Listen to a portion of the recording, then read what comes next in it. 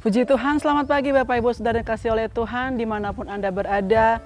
Saya percaya waktu ini adalah waktu yang terbaik untuk kita merenungkan setiap kebenaran firman Tuhan. Karena kebenaran itu yang menuntun kita untuk menemukan kasih karunia dalam Yesus Kristus. Dia hidup, Dia naik ke surga, dan Dia tidak meninggalkan kita sendiri. Puji Tuhan. Efesus pasalnya yang kelima, ayat yang ke-16a berkata demikian. Dan pergunakanlah waktu yang ada. Waktu sangat begitu cepat ya berlalu tanpa terasa. Anak-anak kita yang tadinya masih kita gendong, yang tadinya masih kita tuntun, masih kita ajar untuk berbicara. Sekarang mereka sudah menjadi anak-anak yang bertumbuh begitu besar, cepat, bahkan mereka sudah bisa menjawab setiap perkataan yang mungkin kita sampaikan. Sehingga kita berkata, kemana waktu-waktu kemarin yang saya punya? Kemudian mulai ada mungkin orang tua yang merasa kesepian ketika mereka melihat anak-anak yang tadinya bersama-sama dengan mereka. Tetapi di waktu yang sekarang mereka tidak melihat lagi anak-anak tersebut ada di sekeliling mereka.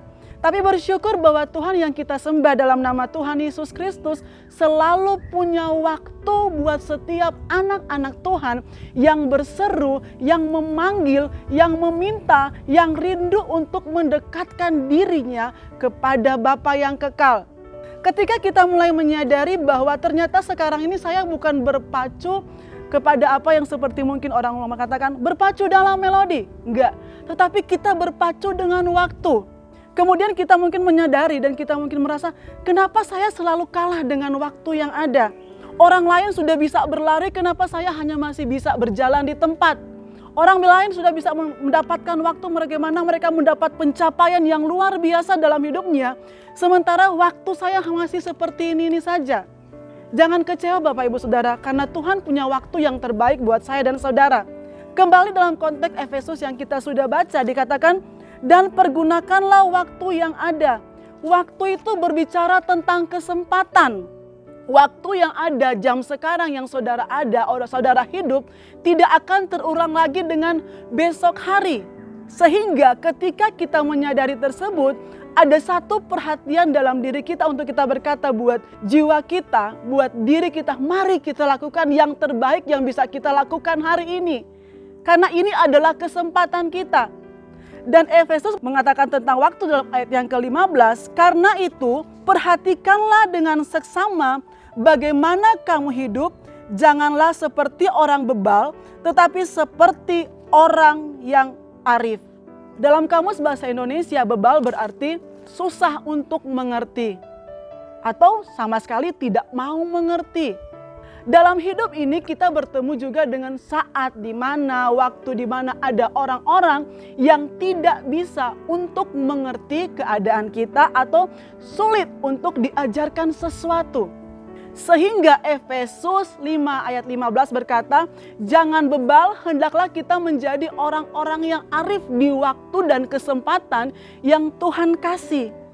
Jangan takut Bapak Ibu Saudara sekalian. Tuhan mampu dan sanggup untuk mengubah cara hidup kita. Asalkan kita mau terbuka dengan kuasa Allah bekerja bagi setiap kehidupan saya. Yang muda, yang tua pun Tuhan sanggup. Ketika kita mengetahui bahwa ini adalah waktu-waktu atau kesempatan yang rasanya begitu cepat perginya. Sebenarnya saya dan saudara dikasih kesempatan yang sama setiap hari. 24 jam. Hanya kadang-kala mungkin kita kalah berpacu dengan waktu karena kita lupa meletakkan prioritas utama dalam hidup kita. Boleh kita bekerja, boleh kita menggapai sesuatu, boleh kita merancangkan berbagai macam hal sampai kita begitu ngoyo, kita begitu berusaha sampai kadang-kala kita terkapar karena kita berusaha dengan sekuat tenaga kita supaya kita bisa mendapatkan waktu dan momen yang benar-benar itu momen yang berharga yang bisa membuat kita menggapai pencapaian-pencapaian berdasarkan daging kita, berdasarkan manusia kita. Sehingga tanpa kita sadari justru kesempatan yang Tuhan kasih, yang Tuhan beri kita hidup dalam ketakutan. Takut untuk tidak bisa melampaui ekspektasi kehidupan kita. Tanpa kita lupa, kita harus menjadi orang-orang di mana kita belajar Tuhan ini hidup saya. Saya mau belajar mengasihi Tuhan dengan kekuatan dan kemampuan kasih karunia yang Tuhan berikan dalam kehidupan saya. Bapak Ibu Saudara sekalian, dalam waktu ini banyak hal kita mengatakan, Tuhan berikan saya penjelasan akan apa yang sedang saya hadapi di waktu-waktu ini. Benar nggak Bapak Ibu? Kadang-kala kita begitu frustasi ketika kita mengatakan, mengapa sih Tuhan harus seperti ini? Penjelasannya apa Tuhan? Di dalam hidup ini, kita hanya perlu berjalan di dalam kepemimpinan Tuhan saja. Tanpa perlu kita selalu berkata penjelasannya di mana kita bisa frustasi.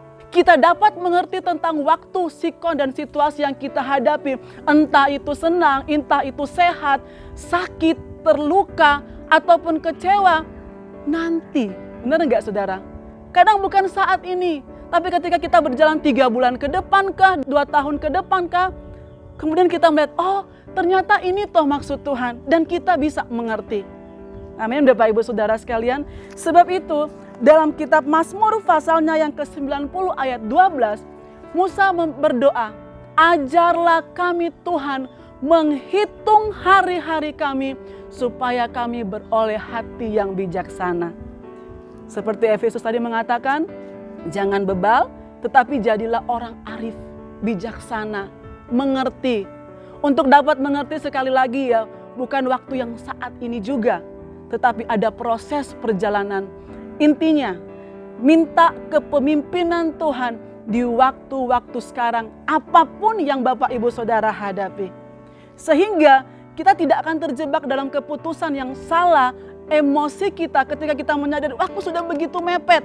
Saya harus menyelesaikan banyak sekali tanggung jawab, baik sebagai bapak rumah tangga, ibu rumah tangga. Dan saudara ingat, sebagai ayat terakhir, Yohanes pasalnya yang ke-14 ayat yang ke-26. Tetapi penghibur, yaitu Roh Kudus yang akan diutus oleh Bapa dalam namaku, dialah yang akan mengajarkan segala sesuatu kepadamu dan akan mengingatkan kamu akan semua yang telah kukatakan kepadamu. Amin, puji Tuhan. Ketika Yesus datang, dia lahir, dia mati, dia naik. Ketika dia naik, dia memberkati. Dan dia tidak meninggalkan kita seorang diri. Ada roh penghibur, ada Roh Kudus. Ketika mungkin arahan hati kita mulai salah, kita mulai terjebak, kita mulai bebal. Tetapi ketika saudara buka hati untuk kuasa Roh Kudus bekerja, maka dia akan membuat kita mengerti tentang kasih Bapa. Maka Roh Kudus itu akan mengajar perjalanan hidup kita. Dan dia akan mengingatkan setiap perkataan Yesus Kristus, setiap firman Tuhan yang hidup, firman yang membangkitkan, firman yang memulihkan, firman yang menyembuhkan. Bahkan firman itu yang akan membebat hati yang terluka. Amin. Sebab itu tetaplah buka hatimu. Kita punya kuasa Roh Kudus, bangkitkan lagi kerinduan. Kita mengatakan, Roh Kudus, di waktuku sekarang sampai yang akan datang, aku ingin Engkau selalu penuh dalam hidupku. Sehingga saya dan saudara bisa menjadi orang-orang yang arif. Karena kita punya Tuhan yang luar biasa. Kita punya kuasa Roh Kudus yang mau terus kita aktifkan. Kita mau minta Dia berkarya dalam waktu hidup saya dan saudara. Puji Tuhan, kita tidak pernah sendiri, kita punya kuasa Roh Kudus. Mari terus bersemangat jalani hari ini dengan iman, percaya sungguh kepada Bapa kita yang kekal, yang penuh kasih karunia, penuh kemurahan dan belas kasihan. Dia tidak mau kita binasa, tetapi Dia mau saya dan saudara selamat menikmati hidup yang kekal. Kita satu di dalam doa. Kami bersyukur Tuhan bahwa dalam setiap fase waktu hidup kami, kesempatan yang Tuhan berikan, Tuhan tidak pernah meninggalkan kami sendiri. Tetapi ada kasih Bapa yang meneduhkan, memeluk kami, menguatkan kami. Bahkan ketika kami hancur, Engkau mau membetulkan kami, memperbaiki kami lewat kebenaran firman-Mu. Firman Tuhan yang disampaikan hari ini boleh menguatkan kami, mengingatkan kami Tuhan. Bagaimana kami harus hidup di waktu-waktu yang ada. Bagaimana kami harus berjalan dengan kuasa Roh-Mu yang luar biasa. Engkau memberkati gereja lokal kami, Bapak Ibu Gembala, gembala, aktivis jemaat Tuhan. Siapapun kami Tuhan, Engkau sanggup berkati kami, Engkau sanggup sembuhkan kami, Engkau sanggup pulihkan ekonomi kami, sehingga dapat menyaksikan tentang kemuliaan Tuhan. Yang sakit Tuhan sembuhkan, yang berbeban berat Tuhan berikan jalan keluar kelegaan dalam kasih kemurahan-Mu Tuhan. Dan kami percaya bangsa Indonesia adalah bangsa yang diberkati Tuhan. Keselamatan, kasih karunia Tuhan, Tuhan kerjakan bagi bangsa Indonesia kami. Berkati pemerintahan kami, berkati setiap yang mendengarkan kebenaran firman Tuhan. Biar terbuka hati untuk menerima Yesus sebagai Tuhan dan Juru Selamat. Dan kami meluaskan kuasa Roh Kudus untuk bekerja sebagai kuasa yang menghibur, mengajar, membimbing, untuk kami dapat mengerti kasih Bapa, untuk kami dapat mengerti kehendak Tuhan di dalam hidup kami ketika kesempatan ini kami masih miliki. Di dalam satu nama, dalam nama Tuhan Yesus Kristus. Haleluya. Amin.